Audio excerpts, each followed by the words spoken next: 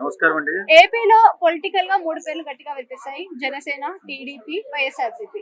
అయితే ఇదంతా కాదు అని చెప్పేసి వైఎస్ఆర్సీపీని మొన్నటిదాకా ఉండి ఇప్పుడు వీడి వ్యవసాయం చేసుకుంటానని చెప్పి బయటికి వచ్చేసి కొత్త పార్టీని ప్రకటిస్తానని చెప్పిన విజయసాయి రెడ్డి గారి పైన మీ అభిప్రాయం ఏంటి? ఏముంటదమ్మా ఆయన మీద అభిప్రాయం.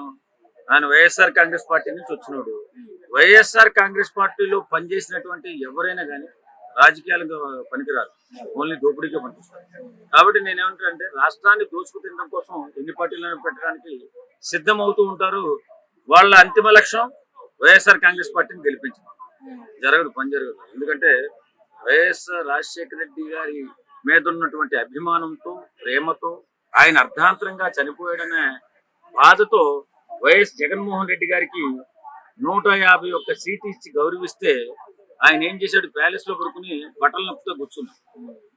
ప్రజా పరిపాలన చేయలే, అభివృద్ధి చేయలే, ఓన్లీ సంక్షేమ పథకాలు ఇచ్చి ఆ సంక్షేమ పథకాలు బట్టలు నొప్పుతూ కొంత దోపిడీ, కొంత సాయము చేశాడు. అంతే తప్ప అక్కడ రాజకీయ పరిజ్ఞానం లేదు. ఆయనకు రాజకీయ విషయ పరిజ్ఞానం అసలే లేదు. ఏ వ్యవస్థ ఎలా పనిచేస్తుంది, ఏ సంస్థ ఎలా పనిచేస్తుంది అనే ఆలోచన లేదు. ఏదో అనుకోకుండా వచ్చినటువంటి అధికారాన్ని అనుభవించాడే తప్ప ఎప్పుడూ కూడా రాష్ట్ర బాగు కోసం ప్రయత్నం చేయలేదు.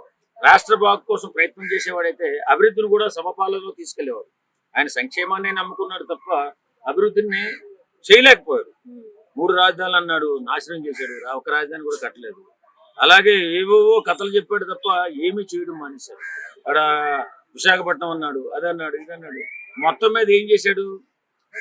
పనికిమాలిన నాయకుడిగా నిరూపితం అయిపోయాడు.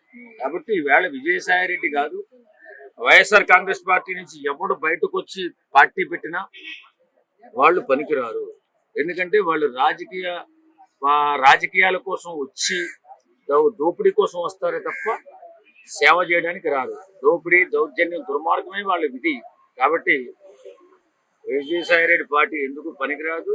కనీసం 1 సీటు కూడా సంపాదించారు. అంటే ఏ నమ్మకంతో ఒక్కడే ఈ పార్టీని పెడదామని అనుకుంటున్నారు? అంటే ఆయన వెనకాల ఇంకేదన్నా ధైర్యం ఉందంటారా, లేకపోతే ఏ ఆలోచనతో వచ్చారంటారు?